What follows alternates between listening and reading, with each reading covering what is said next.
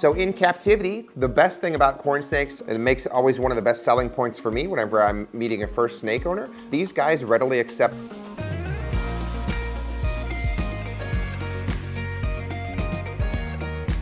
Great googly moogly, guys. It's Collin and Cleo. And today we're gonna be talking to you guys all about general corn snake care. So for those of you who are unaware, so corn snakes are a type of colubrids, so that's rat snakes, milk snakes, king snakes, things like that. Corn snakes in particular, they're a member of the genus called Pantherophis. So that includes fox snakes, corn snakes, and rat snakes. These guys are native to the southeastern United States. Cleo here in particular, Cleo is what we call a snow albino. You can think of that as just a special type of albino. So in the wild, these guys look a little bit different. Corn snakes, I think, come in about 1,000 different morphs now, so there's a wide variety of what I call paint jobs or color types, making them probably one of the most popular pet snakes in the industry. These guys, on average, for a female, they usually attain about 4 to 6 feet in length, and males are a little smaller. Males usually get about that 3¼ to 4 feet in length size. As you can see, corn snakes are not a particularly heavy-bodied snake. With most colubrids, they do tend to be a little bit leaner. These guys do subdue their prey by constriction, but by no means do they have like the body mass of like pythons or anything like that. In captivity in general, most of your corn snakes and rat snakes, in particular today we're going to be talking about corn snakes. Corn snakes can be started in as small as a 10-gallon. Generally here at the Tye-Dyed Iguana, I like to recommend people start in like a 20-gallon, so like a 30-inch by 12-inch by 12-inch terrarium. That gives them plenty of space to achieve a thermal gradient in the enclosure.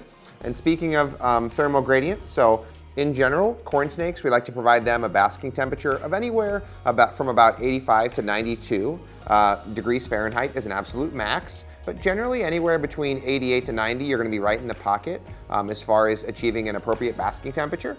And then as far as ambient temperature on the cool side of the tank, that can be in the low 70s, so anywhere from 72 to 75, that's great. And then at nighttime, it is good for these guys' metabolic rate to have a good about 10 to 15 degree temperature drop. So in general, as long as the room is above 70 degrees Fahrenheit at night, you wouldn't necessarily need any sort of nighttime heat supplementation.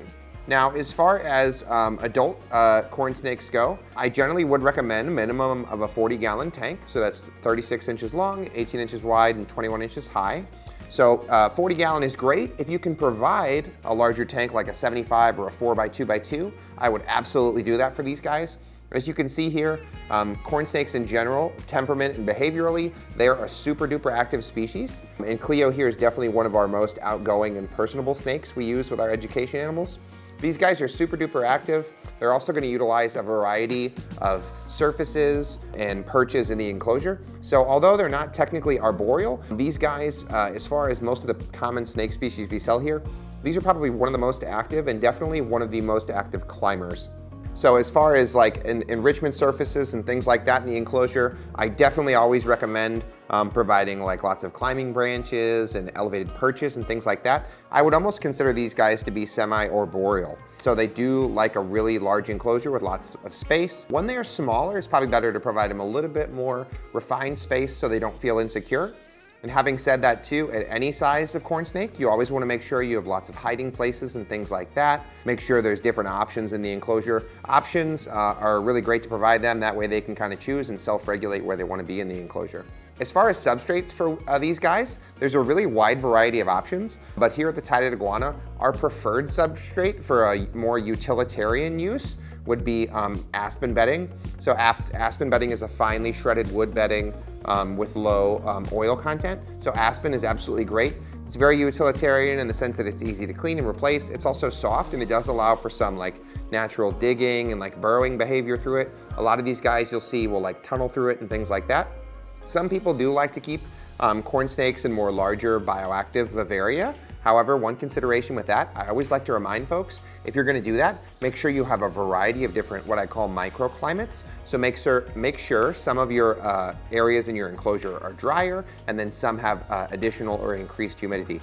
The reason for that is if these guys are exposed to excessive humidity or things like that, or especially if they're laying in very wet, stagnant conditions over time, these guys can be prone to like scale rot, and especially if there's any sort of scrape or abrasion, that could lead to an infection. So make sure if you do go with a live or bioactive vivaria, make sure you keep things a little bit on the drier side, and you'll have a lot more success. As far as feeding goes, we know corn snakes, like all snakes, they are carnivorous, so they eat meat, they eat other living things. So in captivity, the best thing about corn snakes, and it makes it always one of the best selling points for me whenever I'm meeting a first snake owner, these guys readily accept frozen thawed prey items. So even right after they hatch out of the egg, these guys generally will take frozen pinky mice. Eventually adults will take like jumbo mice to a very small rat, like maybe a rat pup. You do want to watch it though. The rats can be a little bit on the fattier side, and these guys being a leaner colubrid, in most instances, jumbo mice are going to be sufficient even for an adult. Now you may end up feeding several prey items, but me personally, I like to keep most of my colubrids, in my North American colubrids, on mice. These guys as well, as far as feeding frequency, generally for small individuals under a year in age, we usually recommend anywhere from every 5 to 7 days. And then once they get to larger size, like Cleo here, she's fed approximately about every 10 to 14 days, depending on how hungry she is. So keep in mind, even though these are a super duper active species, they're definitely more sedentary in captivity than their wild counterparts, so that metabolic rate isn't going to be quite as high. Although Cleo would probably eat as much as you feed her, even if you fed her every 7 days. So colubrids in general, milk snakes, king snakes, rat snakes in particular, they tend to be eating machines, so it's kind of up to us as the captive keepers to regulate how many calories they're intaking. So it's not super common, but occasionally I do see very heavy-bodied corn snakes, and we're not weight shaming any of our snakes, but there's some people that have corn snakes and they're eating like small rats and things like that. That's perhaps a little bit on the excessive side, especially for calorie needs for a corn snake. So you want to have a nice rounded, like I call it like a Play-Doh triangle body condition. You don't want them to be completely round like a tube. That can be indicative of a little bit of overweight condition in a snake. So as long as they're like a rounded, soft Play-Doh triangle, that's generally a good indication. A lot of times with these guys too, you can kind of tell when they're hungry. They'll start cruising around the tank more, being a lot more active. And that can be sometimes indicative that you need to feed an additional prey item or things like that.